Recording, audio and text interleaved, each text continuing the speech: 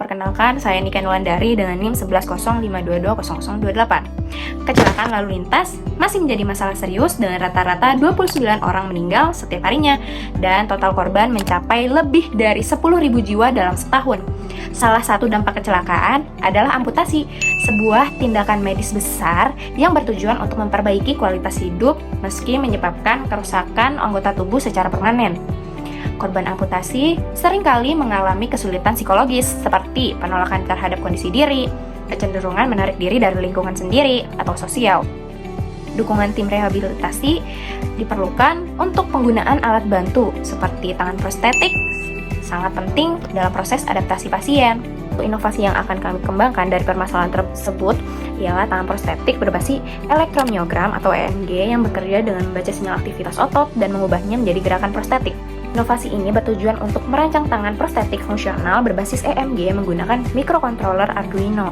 Tangan prostetik ini dirancang agar dapat mengikuti gerakan jari dengan presisi tinggi, mampu pengguna melakukan aktivitas sehari-hari dengan lebih nyaman dan stabil. Namun, sistem ini hanya dapat digunakan oleh pasien yang memiliki satu tangan sehat yang berfungsi normal. Penggunaan prostetik tangan dan jari dirancang untuk memulihkan fungsi dasar seperti menggenggam benda ringan, membuka tangan, makan, menyisir rambut, dan aktivitas yang sederhana. Data pengguna seperti usia, kondisi fisik, dan kebutuhan aktivitas harian menjadi dasar penting dalam perancangan prostesis ini. Dengan desain yang ringan, ergonomis, dan fleksibel, prostesis ini diharapkan dapat membantu pasien meraih kembali kemandirian dan meningkatkan kualitas hidupnya. Perkenalkan, saya Disa Fajar Aida dengan NIM 1105220059. Berdasarkan latar belakang yang telah disampaikan sebelumnya, kami akan merancang sebuah prostetik jari dan tangan fungsional berbasis sinyal otot atau EMG. Prostetik ini akan dicetak menggunakan teknologi 3D printing dan dikendalikan menggunakan microcontroller berupa Arduino Uno. Prostetik ini dibuat modular agar bagian-bagiannya itu mudah diganti jika rusak, tanpa perlu membuat alat baru dari nol. Selain itu, prostetik ini relatif ringan dengan bobot sekitar 372 gram agar pengguna tidak cepat merasa lelah. Prostetik ini dirancang menggunakan mekanisme Whipple tree yang membagi gerakan dari satu motor servo untuk dapat menggerakkan 4 jari dan ibu jari secara seimbang. Hal ini memungkinkan berbagai kombinasi posisi genggaman hanya dengan satu motor servo saja.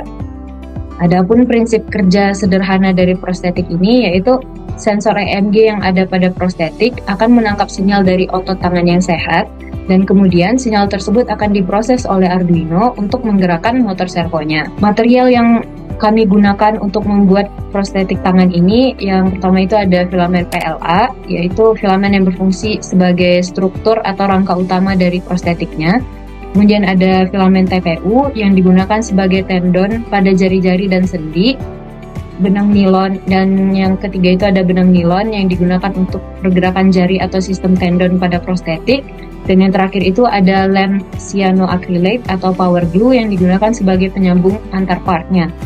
Adapun gerakan yang difokuskan pada perancangan prostetik ini yaitu gerakan membuka, menutup, dan menggenggam benda-benda ringan. Hal ini bertujuan agar prostetik ini dapat mendukung aktivitas sehari-hari pengguna seperti makan atau menulis. Nama saya Nailatul Fadilah Ramadhani dengan NIM 1105220029. Izinkan saya untuk menjelaskan rencana metode uji ini sendiri.